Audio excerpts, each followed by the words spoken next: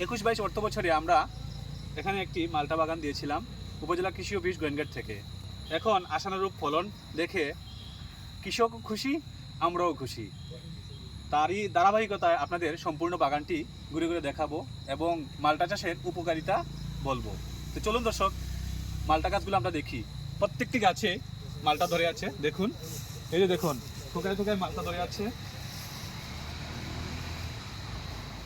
প্রতিটি কৃষকেরই ফল গাছ রোপণ করার পর আশা রাখে যে ভালো ফলন পাওয়ার জন্য।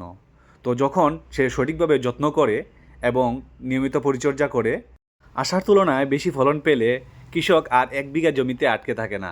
তখন চিন্তা ভাবনা করে বাণিজ্যিকভাবে চাষ করতে। তখন সে 5 বিঘা 10 বিঘা জায়গা জুড়ে এরকম মালটা বাগান করবে। বর্তমানে আমরা যে বাগানে আছি, এই বাগানের মালটাগুলো খুবই মিষ্টি। আমরা নিজে খেয়ে ট্রাই করেছি এবং অন্যদেরকেও ট্রাই করতে বলবো।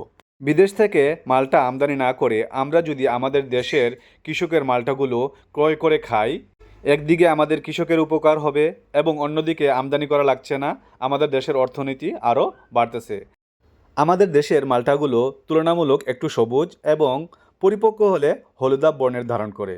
কিন্তু অসাধু ব্যবসায়ীদের কারণে বাংলাদেশি বাড়ি মালটা ওয়ান ফলের চাহিদা কমে যাচ্ছে।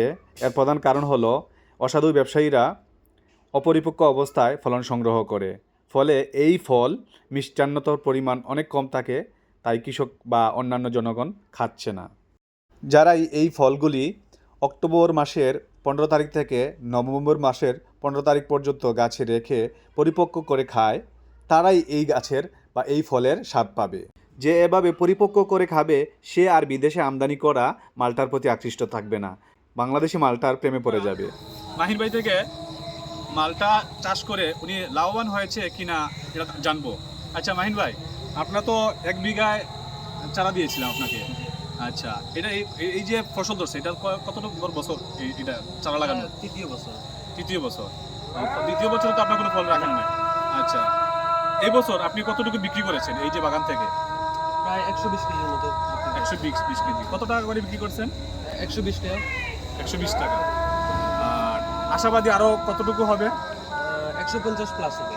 150। যদি 150ই ধরি তাহলে দেখা যায় তাহলে আমাদের 270 তাহলে 120 করে হলে দেখা যায় 32,400 টাকার মতো হবে। তো আশাবাদী এর পরের বছর আরও বেশি উনি লাভবান হতে পারবে। এই ভিডিওটি করার 1 বছর হয়ে গেছে, আমি ভিডিওটি ছাড়তে পারিনি, তাই এবছর আগের তুলনায় অনেক বেশি হবে, কারণ এটি প্রথম বছরের ফলন। এরকম নতুন নতুন ভিডিও পেতে চ্যানেলটি সাবস্ক্রাইব করুন এবং পাশে থাকা বেল আইকন বাটনে অল চেপে রাখুন। যখনই আমি কোনো গুরুত্বপূর্ণ ভিডিও আপলোড করব, দ্রুত আপনার নোটিফিকেশনে চলে আসবে। এতক্ষণ সম্পূর্ণ ভিডিওটি না টেনে দেখার জন্য আবারও ধন্যবাদ জানিয়ে বিদায় নিচ্ছি। আমি মিনহাজ হোসেন কামরান, উপসহকারী কৃষি কর্মকর্তা, গোয়েনঘাট, সিলেট।